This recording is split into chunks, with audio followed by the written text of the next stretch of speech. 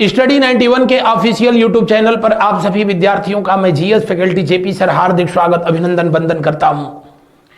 Prelims special का ये special episode और हम लोग स्टडी 91 पर आजकल स्टडी कर रहे हैं क्या, ज्योग्राफी, भूगोल। और आज की ये तीसरी क्लास है। अगर पहली बार इस क्लास को आप वॉच कर रहे हैं, देख रहे हैं, आपको पसंद आता है तो बाकी अन्य क्लास जो है अवश्य आप प्लेलिस्ट से जाकर के देख सकते हैं। आज हम लोग स्टडी करेंगे निहारिका और आकाशगंगा। आकाशगंगा क्या है, निहारिका क्या है, यह अपने अस्तित्व में कैसे आया, तो थोड़ी सी जानकारी के लिए आपको बता दें, करोड़ों अरबों तारों के समूह को ही आकाशगंगा कहा जाता है। क्या कहा जाता है? करोड़ों अरबों तारों के समूह को ही आकाशगंगा कहा जाता है, गैलेक्सी कहा जाता है। और नासा के अनुसार इस समय यूनिवर्स में, ब्रह्मांड में 10 टू द पावर 11 गैलेक्सी ऐसी हैं जिनके बारे में जानकारी है। और प्रत्येक गैलेक्सी में तारों की संख्या भी कितनी है? 10 टू द पावर 11। निहारिका क्या है? तो बड़ा प्यारा नाम है। निहारिका का मतलब होता है, निहार शब्द से जो है बना है। संस्कृत का निहार का मतलब होता है, एक का मतलब होता है कोहरा और एक निहार का मतलब होता है ध्यान से देखना। वैसे इस निहारिका का मतलब यहां पर जो है हाइड्रोजन परमाणुओं के उच्च बादल से है जहां नए तारों का जन्म होता है। या आप कह सकते हो निहारिका का मतलब वह स्थान अपने यूनिवर्स में जहां नए तारों का जन्म होता है।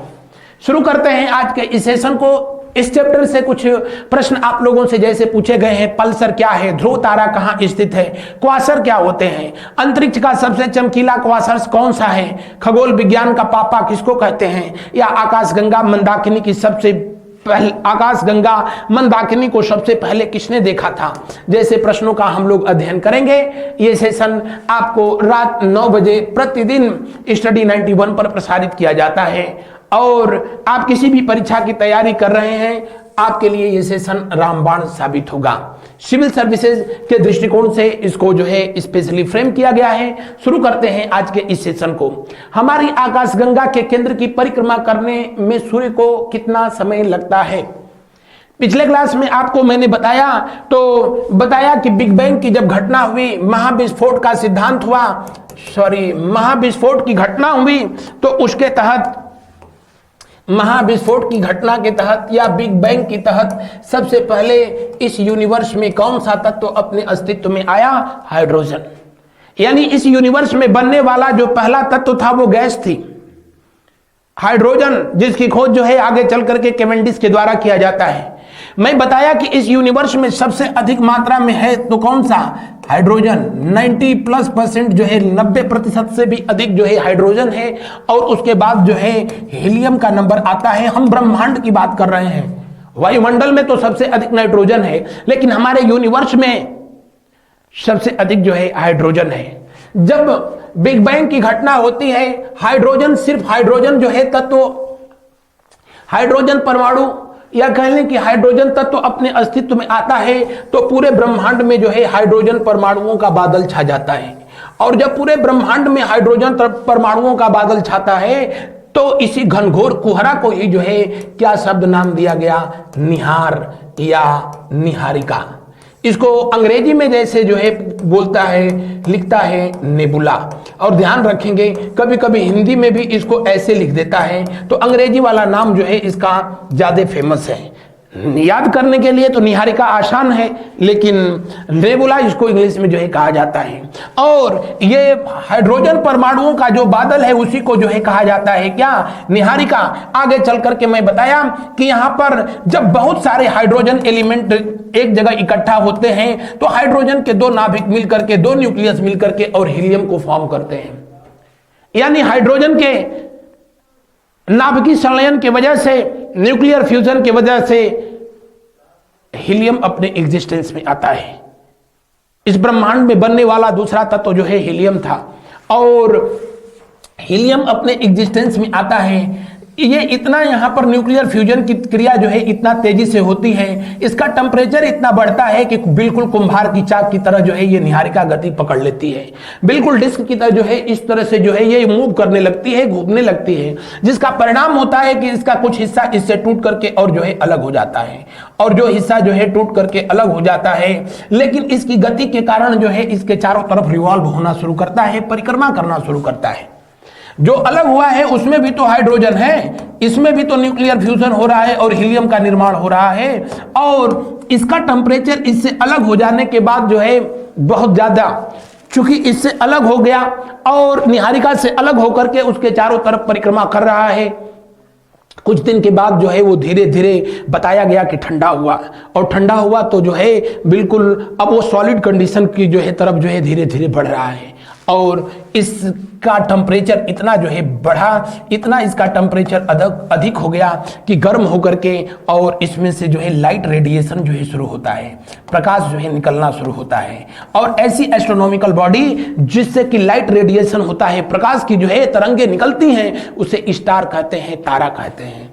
क्या कहते हैं? स्टार कहते हैं, तारा कहते हैं। तारा कहा जाता है। आपसे पूछे स्टार क्या है तो आप बताएंगे कि ऐसी एस्ट्रोनॉमिकल बॉडी जिसमें स्वयं जो है लाइट रेडिएशन होता है, हीट और एनर्जी निकलती है, वही स्टार है। और बहुत सारे जब स्टार एक जगह इकट्ठा होते हैं तो उसी को गैलेक्सी कहते हैं। क्या कहते हैं? उसी को किस नाम से जाना जाता है? गैलेक्सी। मैंने बताया करोड़ों अरबों तारों के समूह को, group of billions and millions star, करोड़ों अरबों तारों के समूह को क्या कहते हैं? आकाशगंगा कहा जाता है। क्या कहा जाता है? आकाशगंगा, या इसी को गैलेक्सी कहा जाता है। और जितनी भी गैलेक्सी होती हैं वो सब के सब जो है ब्लैक होल के चारों तरफ ही, मैंने बताया था, हाइड्रोजन परमाणुओं का इकट्ठा होना होता है, इसीलिए निहारिका का निर्माण किसी ब्लैक होल के चारों तरफ होता है। और ब्लैक होल के चारों तरफ जो है इन जो है तारों का समूह जब परिक्रमा करता है तो उसको गैलेक्सी कहते हैं, आकाशगंगा कहते हैं। इस आकाशगंगा की परिक्रमा जो है तारे करते हैं, तारों की परिक्रमा जो है ग्रह करते हैं, प्लैनेट करते हैं, और ग्रहों की परिक्रमा जो है उपग्रह करते हैं। कौन करते हैं? उपग्रह करते हैं। हमारी गैलेक्सी जो है वो आपकी भी है, हमारी पर्सनल कौन सी गैलेक्सी है? मंदाकिनी, जिसका जो हिस्सा पृथ्वी से दिखाई देता है, जाहिर सी बात है उसी को जो है मिल्की वे कहा जाता है। और हमारा जो स्टार है जिसके वजह से पृथ्वी पर जीवन है उसका नाम सन है। हमारे प्लेनेट का नाम जो है जिस पर लाइफ है उसका नाम जो है अर्थ है। और अर्थ के चारों तरफ जो है रिवॉल्व होने वाला ये एस्ट्रोनॉमिकल बॉडी कौन सा है? मुनवा है, चंद्रमा है। तो इस तरह से आप देख रहे हैं मंदाकिनी के चारों तरफ जो है परिक्रमा कौन कर रहा है? सूर्य कर रहा है। सूर्य किसके चारों तरफ परिक्रमा कर रहा है? तो मंदाकिनी के चारों तरफ। और सूर्य के चारों तरफ परिक्रमा कौन कर रहा है? पृथ्वी। पृथ्वी के चारों तरफ परिक्रमा कौन कर रहा है? चंद्रमा। यही तो सिस्टम जो है जिसको कि हमने पिछले क्लास में बताया था कि यही सौरमंडल है, यही सोलर सिस्टम है। और सूर्य भी परिक्रमा करता है किसके चारों तरफ? मंदाकिनी के चारों तरफ। और एक परिक्रमा पूरा करने में ये कितने समय लेता है? 25 करोड़ वर्ष का समय लेता है। बस 25 लाख प्रति किलोमीटर घंटा के हिसाब से ये गति करते हुए 25 करोड़ वर्ष का समय ले लेता है। और इसे ब्रह्मांड वर्ष के नाम से जाना जाता है। किस नाम से? ब्रह्मांड वर्ष के नाम से जाना जाता है। तो दिए हुए प्रश्न का जो है कौन सा विकल्प सही होगा? दिए हुए प्रश्न का कौन सा विकल्प सही होगा? यहां आइए, दिए हुए प्रश्न का तीसरा विकल्प सही होगा। अपनी आकाशगंगा की परिक्रमा करने में सूर्य को कितना समय लगता है? 25 करोड़ वर्ष लगता है। 25 किलोमीटर प्रति सेकंड के स्पीड से चलते हुए इसको 25 करोड़ वर्ष का समय लगता है। और उसे ब्रह्मांड वर्ष या कॉस्मॉस ईयर के नाम से जानते हैं। किस नाम से जाना जाता है? कॉस्मॉस ईयर के नाम से जो है जाना जाता है। तो दिए हुए प्रश्न का कौन सा विकल्प सही है? अगला देखें, अगला प्रश्न देखें। आकाशगंगा वर्गीकृत की गई है। आकाशगंगा मैंने अभी बताया कि ग्रुप ऑफ स्टार, और जो है किसी भी ग्रुप स्टार जब इनकी संख्या मिलियंस में जो है होने लगती है तो ये गैलेक्सी को फॉर्म करना शुरू कर देते हैं, आकाशगंगा जो है बनाना शुरू करते हैं। तो आकाशगंगा कितने प्रकार की होती है, कितने प्रकार की होती है? तो जब तारों की संख्या जो है इसमें लेस देन मिलियन होता है तो इसकी आकार फिक्स नहीं होता है, इसलिए इसको अनियमिताकार कहते हैं। अनियमिताकार आकाशगंगा नॉट फिक्स गैलेक्सी कहा जाता है। नॉट फिक्स गैलेक्सी, इसका कोई सेफ साइड फिक्स नहीं होता है, लेकिन इसकी तारों की संख्या जब बिलियन में जो है पहुंचती है तब इसका रूप जो है ऐसे हो जाता है, और इसको जो है सर्पिलाकार आकाशगंगा कहते हैं। स्पाइरल क्या कहते हैं? सर्पिलाकार आकाशगंगा या स्पाइरल गैलेक्सी के नाम से जाना जाता है। और जब आगे चल करके क्या, जब तारों की संख्या ट्रिलियन में होती है तो इसका रूप जो है ऐसे हो जाता है, और इसे जो है किस नाम से जाना जाता है? इसको अंडाकार गैलेक्सी के नाम से जो है जाना जाता है। हमारी जो मंदाकिनी है वो जो है सर्पिलाकार है, किस आकार की है? इसी आकार की है। मंदाकिनी में ही जो है हम लोगों का सोलर सिस्टम स्थित है, इसी में हमारा सूर्य, इसी में हमारा चंद्रमा, इसी में हमारी पृथ्वी जो है एग्जिस्ट करती है, और इसकी शेप साइज कैसी है? सर्पिलाकार है। अब कह रहा है आकाशगंगा वर्गीकृत की गई है सर्पाकार गैलेक्सी के रूप में, वैद्युत गैलेक्सी के रूप में, अनियमिताकार गैलेक्सी के रूप में, गोलाकार गैलेक्सी के रूप में। यहां एक और शब्द जोड़ लें, हमारी आकाशगंगा वो तुम्हारी भी है, और ये बात हो रही है मंदाकिनी की, और इसको वर्गीकृत किया गया है स्पाइरल गैलेक्सी के रूप में। किस रूप में? स्पाइरल गैलेक्सी के रूप में। नासा के द्वारा बताया गया कि पूरे ब्रह्मांड में कुल कितनी गैलेक्सी हैं? 10⁻11, और प्रत्येक गैलेक्सी में तारों की संख्या भी कितनी है? 10⁻11, जिनके बारे में जानकारी है। फटाफट कमेंट करके मुझको बताएं कि फिर कुल तारों की संख्या कितनी है। अगला प्रश्न देखें, हम अपनी आकाशगंगा मंदाकिनी के जिस भाग को पृथ्वी से देख सकते हैं उसको क्या कहते हैं? मंदाकिनी को सबसे पहले किसने देखा था? तो आप कहेंगे किसने देखा था? गैलीलियो ने देखा था। किसने देखा था? गैलीलियो ने देखा। गैलीलियो के द्वारा जो है देखा गया था, और इन्होंने 1609 में टेलीस्कोप का इन्वेंशन किया था, आविष्कार किया था, और उसी के माध्यम से इन्होंने 1610 ईस्वी में आकाशगंगा गैलेक्सी को जो है देखने में कामयाबी हासिल की थी। गैलीलियो किस देश के रहने वाले थे? आप कमेंट करके बताएंगे फटाफट। गैलीलियो ने मंदाकिनी की खोज की थी, और अपने मंदाकिनी का जो हिस्सा मिल्की वे से जो है पृथ्वी से दिखाई देता है। अपने मंदाकिनी का जो हिस्सा पृथ्वी से दिखाई देता है उसी को मिल्की वे कहते हैं, दुग्ध मेखला कहते हैं। क्या कहते हैं? दुग्ध मेखला कहते हैं।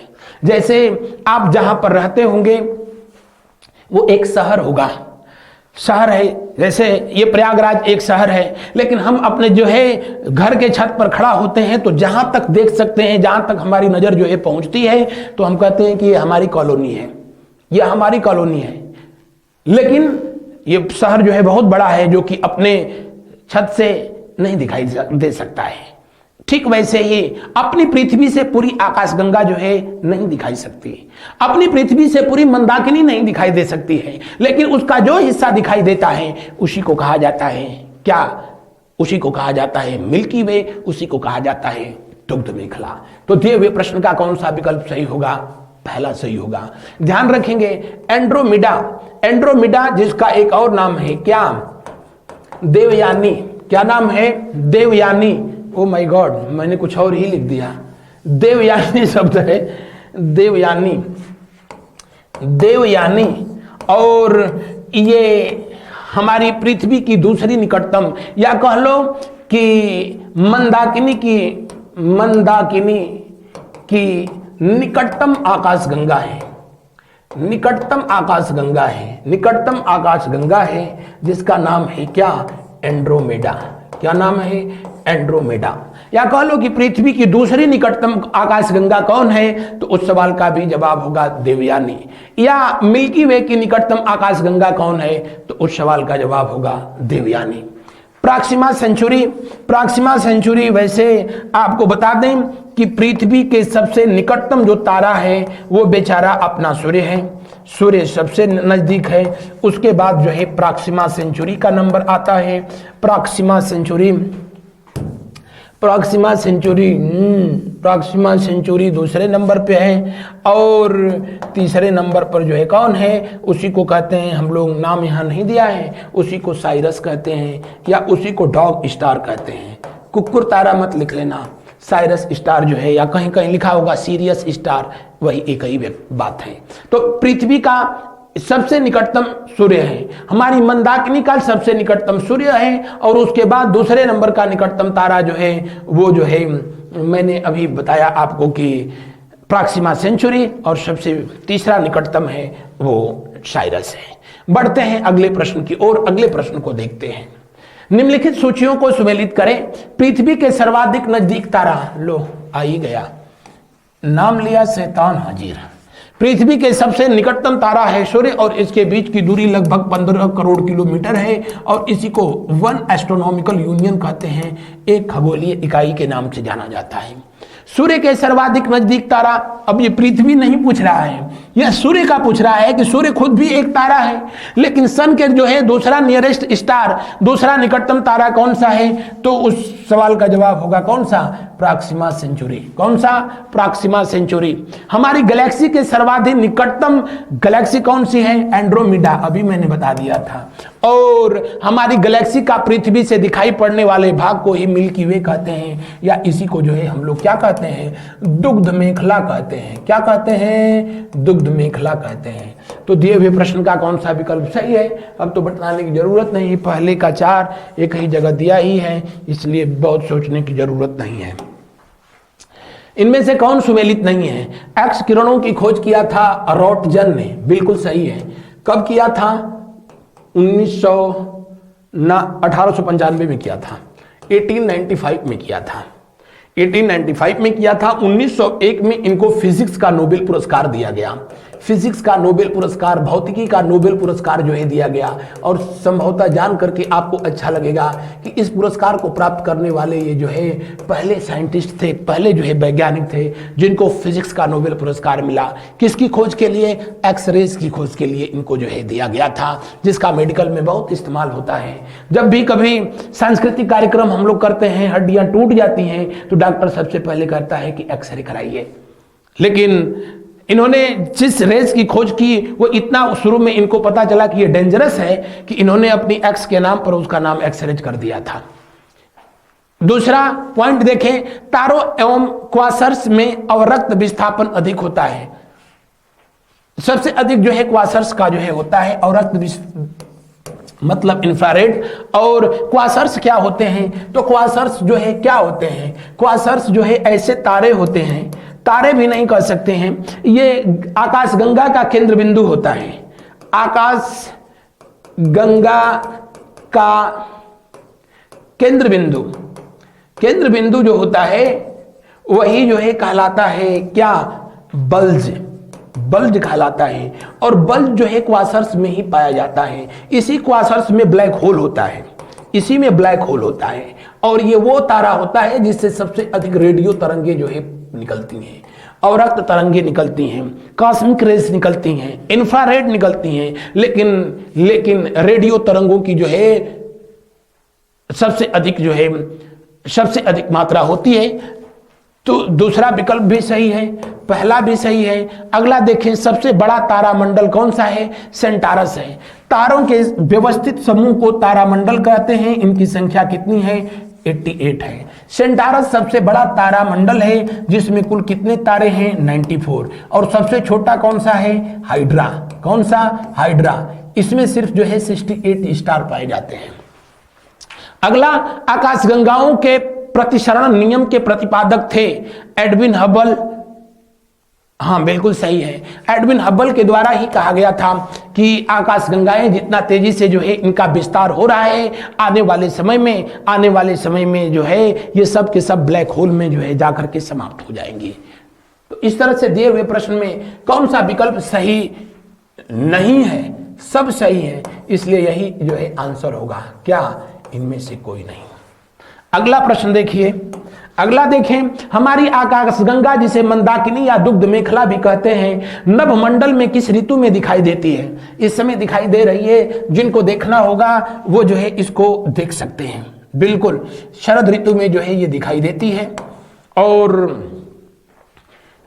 ये गर्मियों के महीने में शाम के वक्त दिखाई देती है, गर्मियों के महीने में भोर में दिखाई देती है, और इस समय ठंडक के महीने में ये शाम के वक्त जो है दिखाई देता है, छत पे चढ़ करके, इधर उधर नहीं। आप जो है अगर पश्चिम दिशा की ओर देखें तो जो है इसको देखा जा सकता है। हमारी आकाशगंगा जिसमें मंदाकिनी या दुग्ध मेखला स्थित है, नभमंडल में कब दिखाई देती है? शरद ऋतु में जो है दिखाई देती है। गर्मी के मौसम में इसको देखा जा सकता है सुबह में, भोर में 4 बजे। तो इसको देखने के लिए 4 बजे जगना पड़ेगा, और कुछ लोग तो 4 बजे सोते ही हैं इस उम्मीद में कि सुबह ना हो जाए। तो सर्दियों के मौसम में इसको जो है शाम के वक्त जो है देखा जा सकता है। दिए हुए प्रश्न का कौन सा विकल्प सही है? जी हाँ, दूसरा विकल्प सही है। मंदाकिनी को सबसे पहले किसने देखा था? किसने देखा था? जी हाँ, गैलीलियो के द्वारा जो है देखा गया था। अगला प्रश्न देखें, सौरमंडल में शामिल है। सौरमंडल क्या होता है? मैं पिछले क्लास में बताया था कि सूर्य की आकर्षण शक्ति से सूर्य के चारों तरफ परिक्रमा करने वाले ग्रह नक्षत्र तारों का समूह सौरमंडल कहलाता है।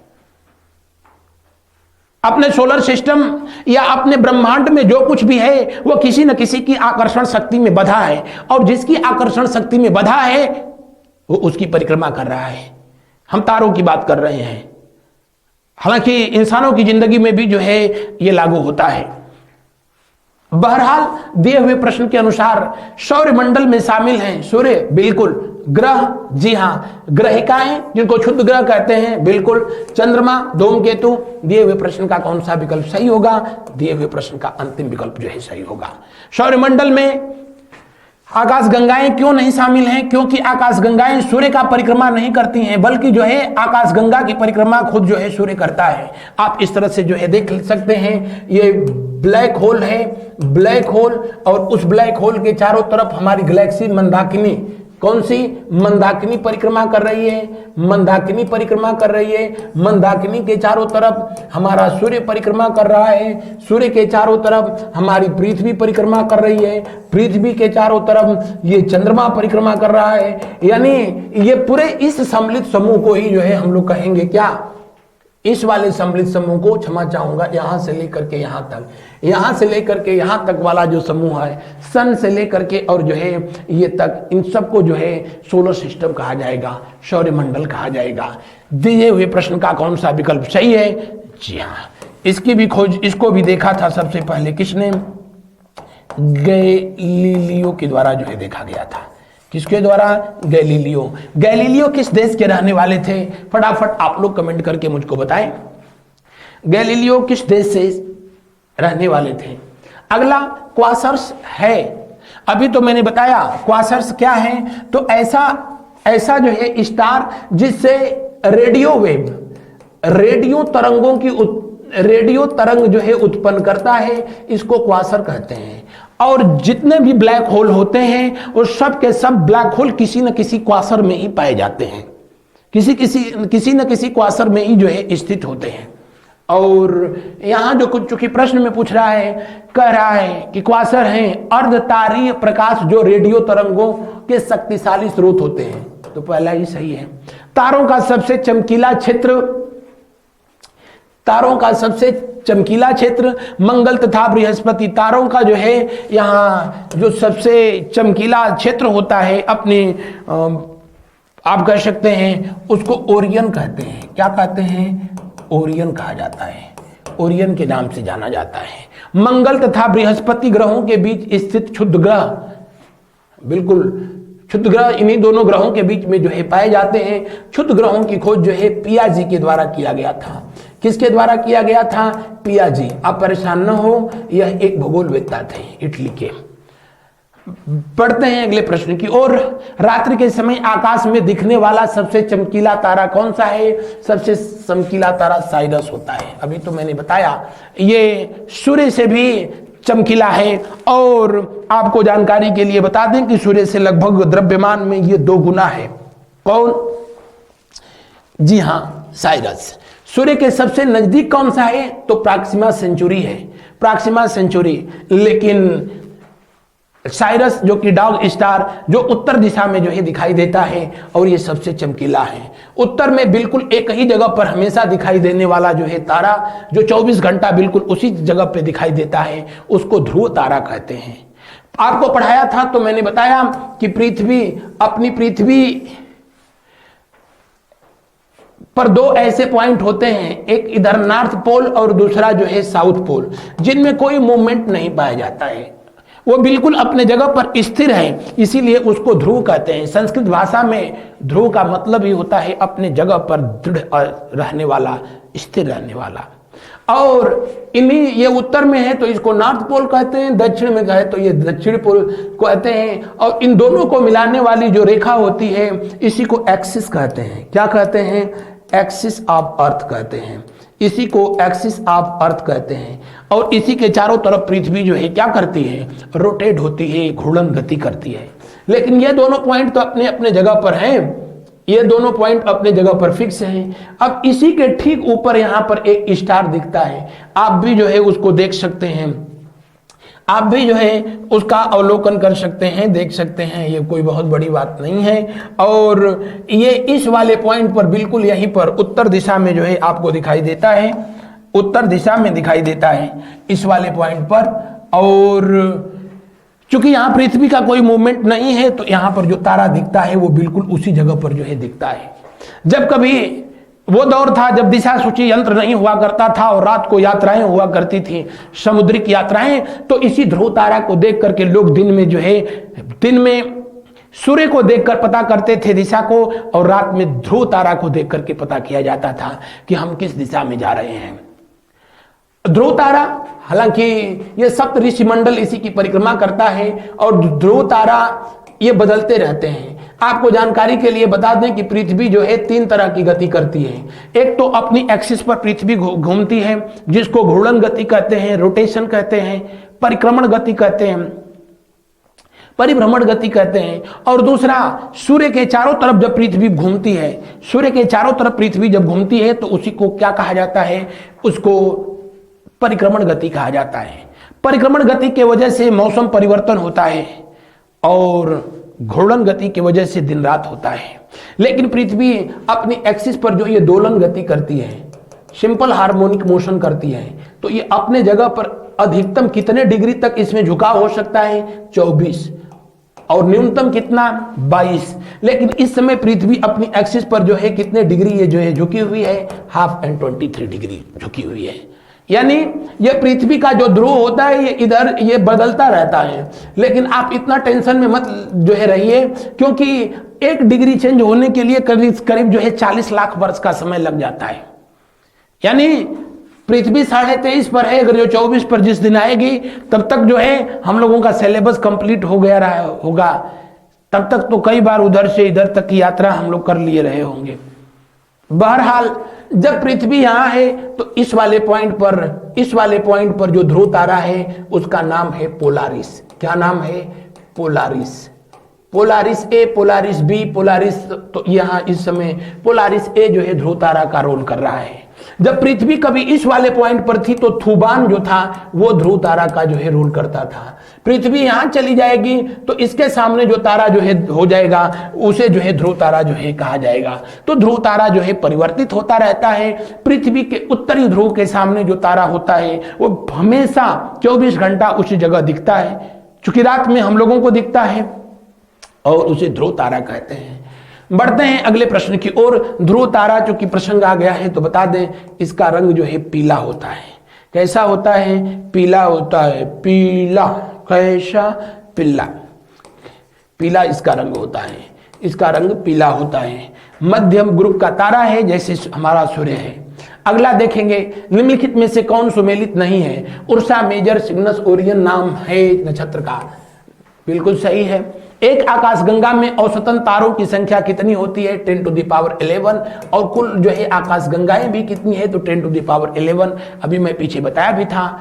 आकाश में कुछ तारे व्यवस्थित आकृतियों में होते हैं, इन्हें कहा जाता है तारामंडल। क्या कहा जाता है? तारामंडल। और इनकी संख्या कितनी है? 88 है। कितनी है? 88 है। इसमें सबसे बड़ा जो तारामंडल है जिसका नाम है सेंटारस। क्या नाम है? सेंटारस, जिसमें कुल 94 स्टार है। और जब सबसे जो छोटा है उसका नाम है हाइड्रा। क्या नाम है? हाइड्रा। और इसमें कितने तारे हैं? तो उसमें जो है 68 है। कितने हैं? 68 है। तारों का सुव्यवस्थित समूह जो देखने में अत्यंत सुंदर होता है, आकर्षक होता है, और उसकी आकृति के अनुसार जो है उसका नामकरण कर दिया जाता है, उसी को कहा जाता है तारामंडल, स्टार ग्रुप। विश्व का प्रेक्षणीय व्यास जो है इतना किलोमीटर, इतना मीटर है। सही है, ये सब सही है। तो आंसर कौन सा होगा? अंतिम। बढ़ते हैं अगले प्रश्न की ओर। अगले प्रश्न को देखिए। उससे पहले हमारी संस्था के द्वारा ये टेस्ट सीरीज आप लोगों के लिए जारी किया गया है, और इसको पहले इस्तेमाल करें, उसके बाद फिर विश्वास करें। अगला प्रश्न, गैलेक्सी क्या है? तारों का समूह, ग्रहों का समूह, ग्रहिकाओं, अभी तो मैं बताया, करोड़ों अरबों तारों के समूह को ही आकाशगंगा कहते हैं, उसी को गैलेक्सी कहते हैं। और अपने यूनिवर्स में नासा के द्वारा बताया गया कि कितनी गैलेक्सी हैं? 10 टू द पावर 11। और प्रत्येक गैलेक्सी में कितने स्टार हैं? 10 टू द पावर 11। तो दिए हुए प्रश्न का जो है कौन सा विकल्प सही होगा? कौन सा विकल्प सही होगा? पहला ना। दिए हुए प्रश्न का पहला विकल्प 100% सही है।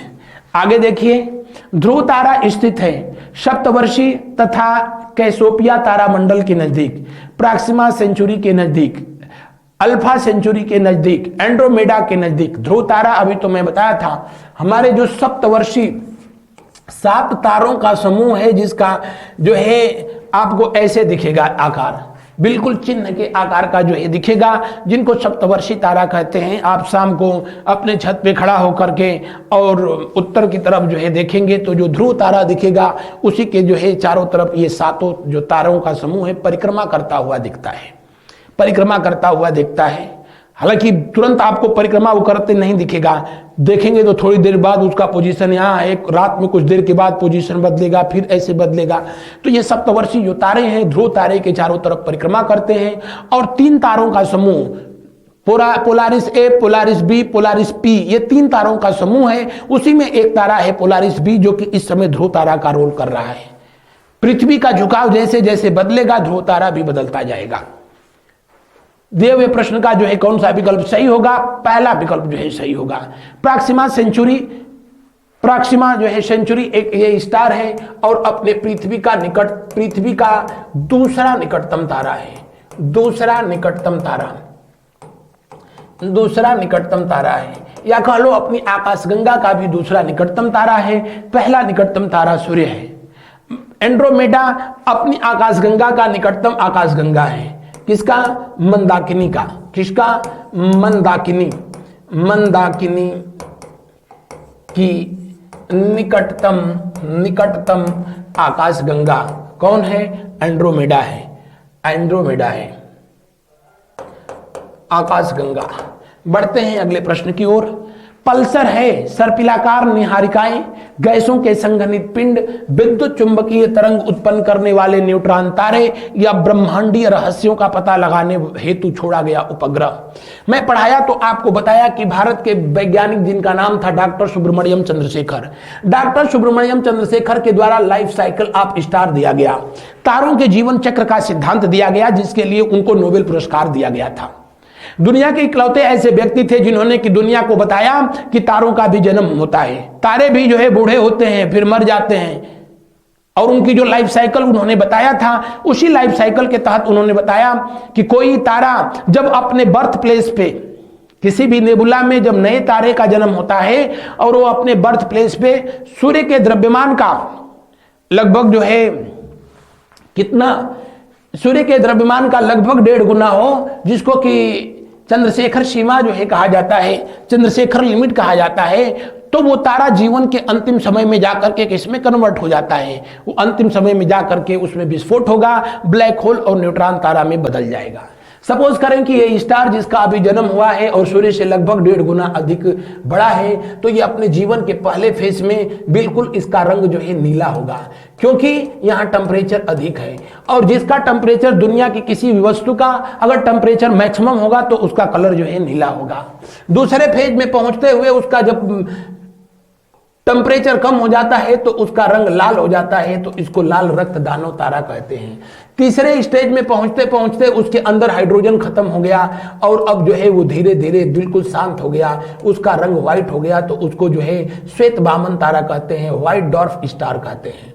और कालांतर में जब इसमें जो है धात्विक तत्वों का जब उदय होता है तो इसमें ब्लास्ट होगा, यही किसमें बदलेगा, सुपरनोवा में बदलेगा। किसमें, सुपरनोवा में बदल जाता है। और सुपरनोवा में जब ब्लास्ट होता है तो जो है एक हिस्सा जो बिल्कुल उसमें सिर्फ और सिर्फ न्यूट्रॉन पाए जाते हैं, उनको न्यूट्रॉन तारा कहा जाता है। ये न्यूट्रॉन तारा और ब्लैक होल में कन्वर्ट हो जाता है।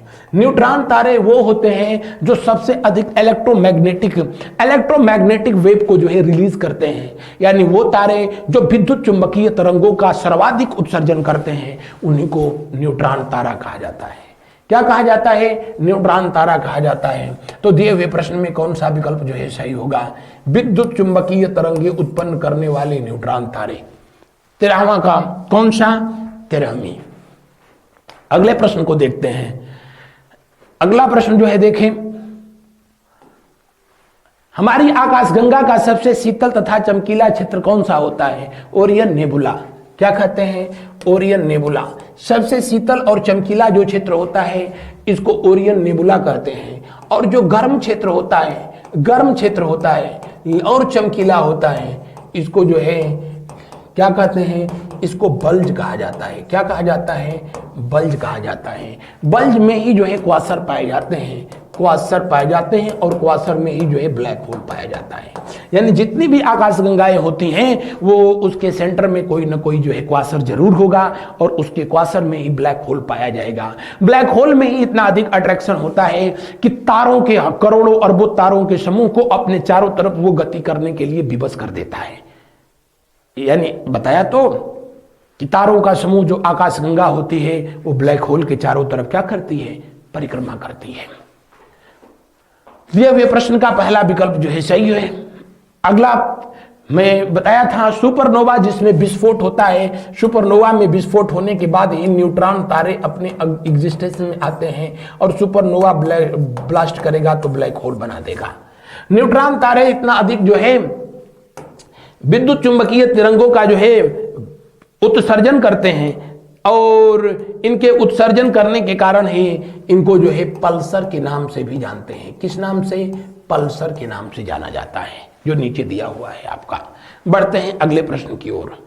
अगला प्रश्न को देखिए, इनमें से कौन सुमेलित नहीं है। आकाशीय पिंड आकार में तो किसी आकाशगंगा से छोटा है पर सभी आकाशगंगाओं से सबसे अधिक ऊर्जा उत्सर्जित करता है क्वासर्स। और कोई भी क्वासर्स, किसी भी क्वासर्स के बीच वाला जो पार्ट होता है उसी को हम लोग ब्लैक होल कहते हैं। ये तो बहुत चमकीला होता है, जिससे किस प्रकार की तरंगें सबसे अधिक निकलती हैं, रेडियो तरंग निकलती हैं। हालांकि इसके अलावा एक्सरेज निकलती है, कॉस्मिक रेज निकलती हैं, इंफ्रारेड निकलती हैं, लेकिन सबसे अधिक मात्रा किसकी होती है, रेडियो रेज की होती है, रेडियो तरंगों की होती है। ये बिल्कुल चमकीला है क्वासर्स और उसके बीच वाला एरिया बिल्कुल ब्लैक है और उसको ब्लैक होल के नाम से जो है जाना जाता है।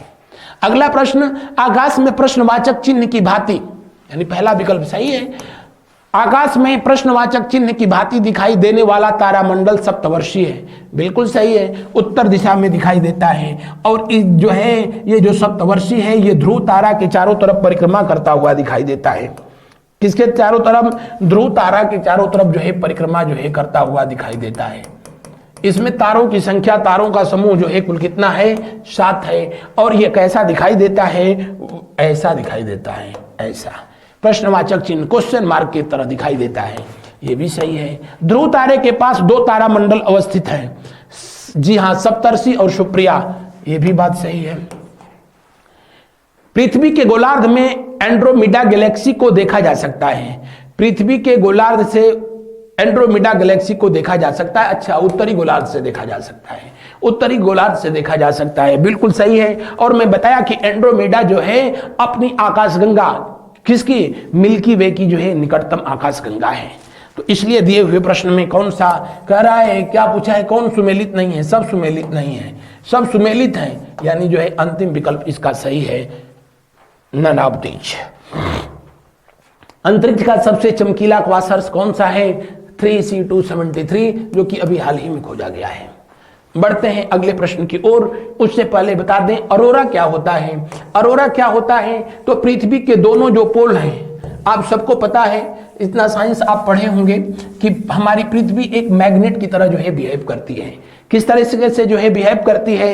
मैग्नेट की तरह जो है पृथ्वी बिहेव करती है, मैग्नेट की तरह जो है इसका बिहेवियर है। और कभी कभी होता ऐसा है, ऐसा इसकी स्थिति बनती है, आप देखें अगर जो है अर्थ को, तो इस पर जो दो पोल हैं, एक इधर नॉर्थ पोल है और इधर जो है साउथ पोल है, साउथ पोल है, और दोनों तरफ से जो है यहां से मैग्नेटिक रेज निकलती है, मैग्नेटिक रेज निकलती हैं। और इन मैग्नेटिक रेज से जब जो है कॉस्मिक रेज, ब्रह्मांड किरणें टकराती हैं, और टकराती हैं तो यहां पर जो है बहुत तेज जो है आप कह सकते हैं प्रकाश तरंगे उत्पन्न होती हैं। शॉर्ट सर्किट जैसे होता है, बिल्कुल उस तरीके से होता है। बहुत अधिक प्रकाश की तरंगे उत्पन्न होती हैं, नीला रंग का प्रकाश उत्पन्न होता है, और इसको जो है अरोरा कहते हैं। क्या कहते हैं? अरोरा। अरोरा हमेशा जो है या तो नॉर्थ पोल पर होगा, और नहीं तो जो है परोरा कहां होगा? तो साउथ पोल पर होगा, या तो नॉर्थ पोल पे और नहीं तो कहां पे? साउथ पोल पे होता है। जब साउथ पोल पे होता है, साउथ पोल पे होता है, तो इसको ऑस्ट्रियालिस कहते हैं। क्या कहते हैं? ऑस्ट्रियालिस। आपसे पूछा जाता है अरोरा की घटना कहां होती है? हमेशा पोल पर होती है, नॉर्थ पोल और साउथ पोल दोनों पर। जब क्यों होती है? जब मैग्नेटिक रेज जो है कॉस्मिक रेज से टकराती हैं, तो उससे जो है लाइट जो निकलती है, उसके वजह से ध्रुवों पर बिल्कुल प्रकाश होता है, और उसी को जो है अरोरा इंसिडेंस कहते हैं। ये जब नॉर्थ पोल पर होता है तो इसको बोरालिस कहते हैं। क्या कहते हैं? बोरालिस अरोरा कहते हैं, बोरालिस अरोरा कहते हैं, बोरालिस अरोरा कहते हैं। उम्ब्रा, पेम्ब्रा, ये सब जो है आपको पढ़ाऊंगा जब उधर चल करके सोलर इलिप्स, तो वहां पर जो है बताऊंगा लूनार इलिप्स में ये क्या होता है। बढ़ते हैं अब अगले प्रश्न की ओर। अगला प्रश्न देखें, तारों के समूह को नक्षत्र कहा जाता है। वैदिक संहिताओं में कितने नक्षत्रों का उल्लेख है? अब हम तारों के समूह को यहीं पर पूरा जो है इनकी कथा ही खत्म कर देते हैं। तारों का समूह आप देख लेना थोड़ा सा। तारों का समूह क्या है? तारों का समूह, आओ तारों का समूह, तारों का समूह जो है, दरअसल तारों के समूह को 3 पार्ट में जो है डिवाइड किया गया है। 3 पार्ट में जो है डिवाइड किया गया है। एक को कहा जाता है क्या? नक्षत्र। यहां चूंकि नाम दिया है तो सबसे पहले उसी को बता दें, नक्षत्र। ये नक्षत्र क्या होती है? आज भी हम लोगों के घरों में जो लोग बड़े शांत स्वभाव के होते हैं, तो घर के लोग गुस्साते हैं तो कहते हैं ना जाने किस नक्षत्र में जन्म ले लिया था। लेकिन आपको जानकारी के लिए जो है बता दें कि सूर्य के चारों तरफ हमारी पृथ्वी परिक्रमा करती है। सूर्य के चारों तरफ पृथ्वी जो है परिक्रमा कर रही है, पृथ्वी घूम रही है, और पृथ्वी के चारों तरफ जो है कौन? चंद्रमा जो है परिक्रमा कर रहा है, चंद्रमा परिक्रमा कर रहा है। अब होता क्या है, इस पृथ्वी, जब चंद्रमा जो है पृथ्वी की परिक्रमा करता है, तो जो है तारों के समूह को, ग्रुप ऑफ स्टार को क्रॉस करता है। एक दिन में एक तारा समूह को पार कर लेता है। यानी जब पृथ्वी की परिक्रमा ये चंद्रमा करता है, ऐसे जो है करता है, तो एक दिन में एक जो है इनको स्टार ग्रुप को क्रॉस करता है, और एक दिन में एक स्टार ग्रुप को जो क्रॉस करता है, इन स्टार ग्रुप को ही किस नाम से जानते हैं? नक्षत्र के नाम से जानते हैं। और इनकी संख्या कितनी है? 27 है। 27 में कौन कौन सी है? एक रोहिणी नक्षत्र, आप लोग भी नाम सुने होंगे, रोहिणी है। उसके बाद अनुराधा, कौन सी? अनुराधा। उसके बाद कौन सी? उसके बाद कौन सी? विशाखा, विशाखा। रोहिणी, अनुराधा, राधा, विशाखा, विपाशा, दीपिका, ऐसे प्यारे प्यारे बहुत सारे नाम जो है आपको मिलेंगे। कुल कितने जो है नक्षत्रों की संख्या है तो आप कहेंगे 27। कितने नक्षत्र हैं? 27। और उसके बाद अगर उसके बाद जो है आपको मैं जानकारी के लिए बता दूं कि राशि क्या होती है। यह भी तारों का समूह है। जब सूर्य के चारों तरफ पृथ्वी घूमती है, किसके चारों तरफ? सूर्य के चारों तरफ जो है जब अर्थ घूमती है तो यह भी जो है ग्रुप ऑफ स्टार को क्रॉस करती है, ग्रुप ऑफ स्टार को। लेकिन पृथ्वी ग्रुप ऑफ स्टार को क्रॉस करने में लगभग 30 दिन का समय लेती है, या कह लो कि 1 महीने का समय लेती है, 1 महीने का समय लेती है। और इन तारों का व्यवस्थित आकार देखने में तुला की तरह लगेगा तो उसको तुला राशि कहा जाएगा, कन्या की तरह लगेगा तो कन्या राशि कहा जाएगा, शेर की तरह लगेगा तो सिंह राशि कहा जाएगा, कुकुर की तरह लगे नहीं, शायद इस तरह की कोई राशि नहीं है, वृश्चिक है, वृश्चिक राशि है, मकर की तरह लगे तो मकर राशि है। तो कहने का मतलब हो सकता है होगा यार इस तरह की जो है कुल कितनी राशियां होती हैं? 12। कितनी राशियां होती हैं? 12। यानी हर 1 महीना में पृथ्वी एक राशि को पार करती है। और कहा जाता है कि इस राशि में यानी इस टाइम पीरियड में पृथ्वी पर जिन जीवों का जन्म होता है उनके अंदर वैसा स्वभाव होता है। और नक्षत्र का प्रभाव जो है हम लोगों पर अधिक पड़ता है क्योंकि चंद्रमा पृथ्वी के बहुत करीब है।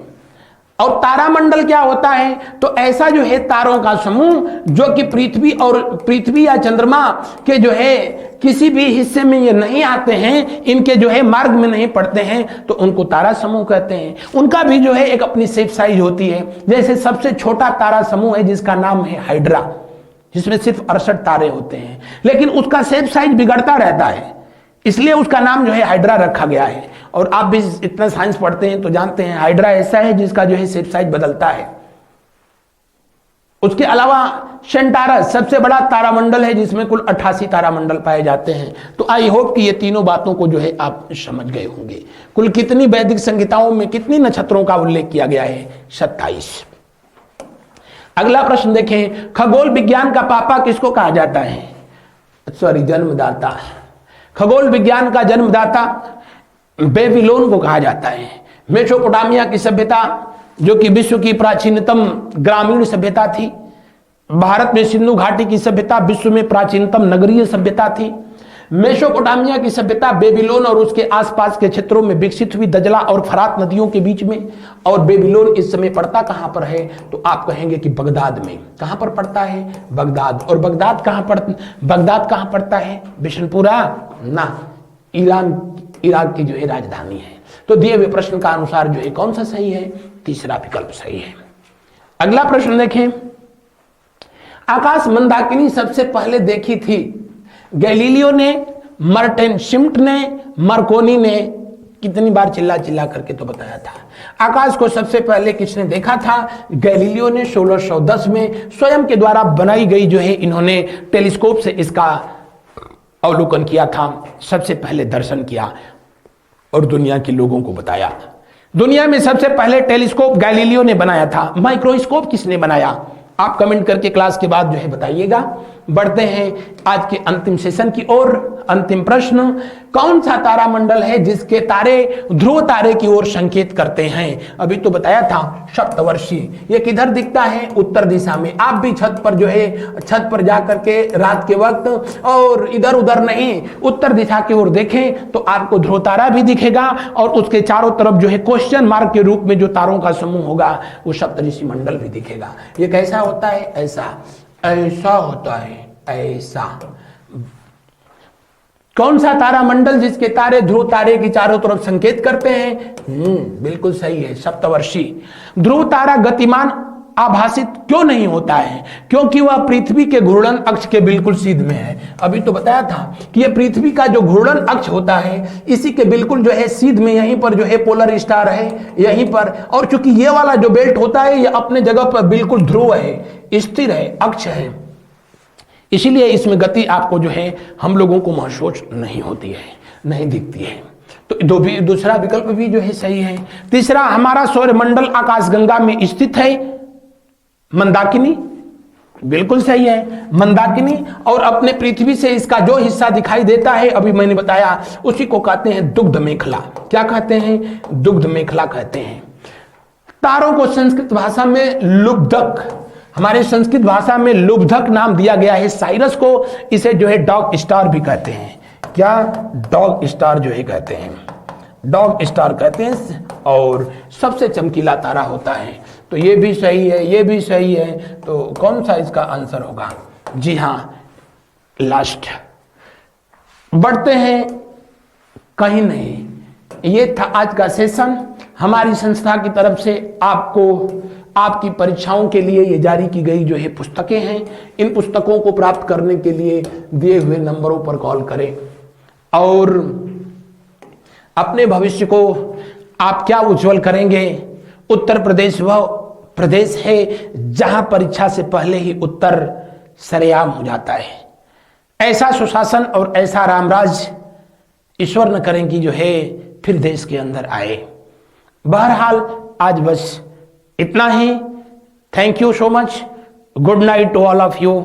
फिर मिलेंगे कल अगले दिन अगले टॉपिक के साथ। इसमें कोई भी आपको जो है अगर प्रॉब्लम कहीं जो है समझने में कोई दिक्कत हो रही होगी तो आप जीएस गुरु जेपी सर जो टेलीग्राम चैनल है उस पर जो है हमसे संपर्क कर सकते हैं, बशर्ते कि कमेंट में उलूल जुलूल बातें लिखने से। तो बस इतना ही। Good night to all of you. शुभ रात्रि, शुभ रात्रि।